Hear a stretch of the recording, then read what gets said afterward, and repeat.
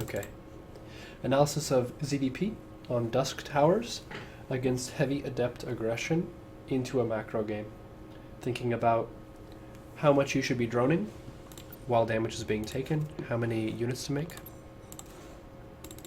Adept attacks are very, very difficult to deal with because they're going to be pressuring multiple locations at the same time, rather than just a single attack at a single point where you can create a big army and contest that attack.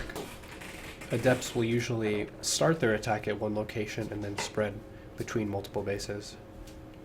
So the opponent delays my third a little bit, so I take a gas and a pool instead, just to kind of leverage my economy and keep spending. 2 queens. I'm going to take link speed with the first 100 gas. See 2 gateways in the wall. That can just be for safety. Usually they will chrono boost out 2 adepts even if they're going into something like a fast third. Scout the natural expansion and then kind of hover over to this third base location. This overlord is probably the most important against Protoss because you can scout both the third base location and the natural expansion. You can check the gases here, and you can check the timing of the nexus. I kind of flew into the main here and saw a gateway, which looks kind of like an aggressive play. Thinking about the number of gateways that Protoss will make in a matchup, if they're making 3 gateways, that's just enough to safely establish a third nexus. This game, they're making much more than that. 4 gateways here, as they begin to produce adepts. 5, 6, 7, Robo, Dark Shrine. It's always good to quantify what's going on in a given match. So let's look at the Structures tab. You can see gateways, warp gates. Add them up. Think about how committed the attack is. So at this moment, when the adepts hit my Ling kind of group, I have very, very little in the game in terms of army. Active forces, they have more than double in minerals, and then 400 gas. I have 0 gas. But I have a lot of tech in the game. Roach speed is basically done. Lurker Den is on the way. This base is fully saturated. This base is fully saturated. This base is slightly oversaturated. So whenever you drone really, really hard and a huge attack comes, there is a range of acceptable losses that you can take and still be in an even position or even slightly ahead. So it's going to get really messy with the adepts attacking all around the bases. They continue to warp in adepts and then go into DT. So it's basically damage control. I'm sending drones away from the adepts. It's better to lose mining time than to lose drones. So sometimes I'll have like 34 workers at a base just trying to keep them alive. They can go back to mining at another base later. For workers, you want to think about their role in the game. A worker is going to be increasing its value the longer it survives and continues to mine. So whether you're going to be making army or static defense, you want to think very carefully about how you're leveraging the life and death of your workers in the game. So this attack dealt a lot of damage. I made 16 roaches to defend it. It wasn't perfect, like I didn't split my roaches ideally. Mechanically speaking, it's very difficult to manage. Some tools you can use within the game to go between your bases and defend this pretty well. You can click the minimap to get to the bases and then partition off some roaches to defend adepts that are going in. Or you can use the base camera feature and cycle between your bases, or you can use camera location hotkeys to get between your bases. The reason I have my roaches here is because the 4th base is the most fresh in terms of the amount of resources, and it's also a point of contention because the hatch is so low. It kind of tempts them to send army forward and try and snipe that base, so I don't really need to divide my army very much at this point because I know there's such an obvious target in the game.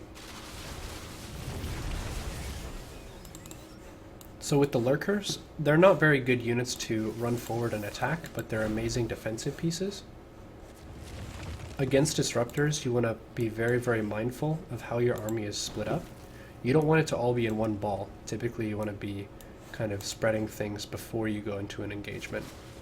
So look at the minimap here and think about the division of my army. I have some army here. I have a lurker here. There's a lurker controlling this area. There's some army here and here. So they can't kill all my army at once with disruptors. Disruptors can be a really game-changing unit if they can detonate on a cluster of units, but if you're really well spread, they might only get like 1 or 2 roaches or even nothing for some of their detonations. It takes 2 hits to kill a lurker, 2 hits from the disruptor to kill a queen, 1 hit for a ravager, a hydra, ling, roach. I didn't scout this hidden base in the game. Hidden bases aren't quite as valuable as close bases by virtue of how long it takes to transfer lurkers to the new base. This was a pretty good engagement, kind of thinking about a full arc for the area where the fight is taking place. There's a lane here, a very, very big attack lane. There's an attack lane here. There's an attack lane here, here, here. So whenever you're setting up engagements, really think about how you can split your army between more areas to get a better surround. You'll almost always take a better trade for the same army. This is kind of a high-level trick that isn't really super crucial, but whenever you're moving on an opponent, if you attack their units, they get an alert on the minimap that their forces are under attack. So I move command here, so I'm in range of these disruptors, and then I focus fire them down, or all my ranged units can attack them before the novas go off. It was a mistake for them to have them out here, but that is a pretty useful tactic sometimes to catch the opponent off guard. And if the disruptor is killed before the nova detonates, it fizzles and doesn't actually deal any damage.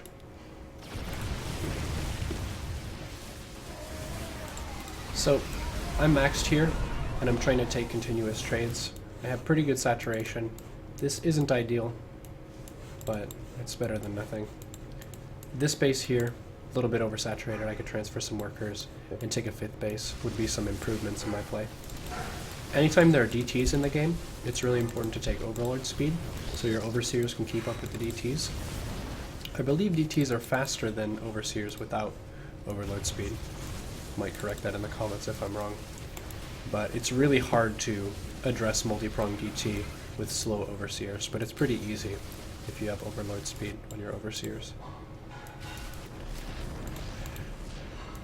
The opponent this game, while they dealt a lot of economic damage with the Adepts, they fell very far behind in tech.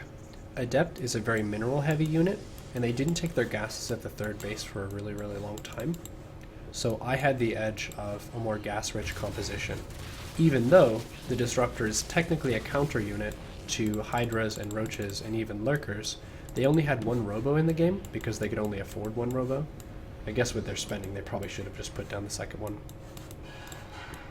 But yeah, a lot of it comes down to macro, not just the army compositions you go for. A lot of players really fixate on the army units in the game and say, oh, well, this army composition should beat this army composition. Not necessarily.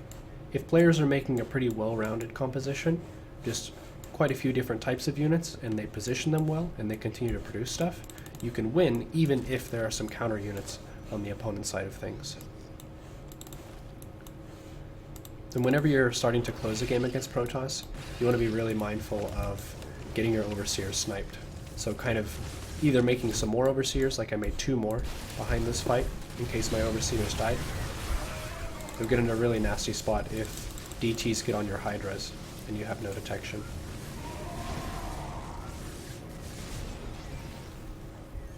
I also Nidus'd here. It's not a super crucial move, but it allows the Lurker to be a lot more mobile on the map if you add a Nidus network. Putting about 4 Lurkers in a Nidus is pretty good. I ended up putting 5. If you put too many Lurkers, you end up spending a little bit too much gas for the amount of damage that Lurkers can deal in a Nidus-based attack. And in terms of targets, it's usually best to hit the Robo with your Lurkers. If you hit the Robo, they can't make any more Disruptors or Observers. Pretty awesome. ZvP is cool.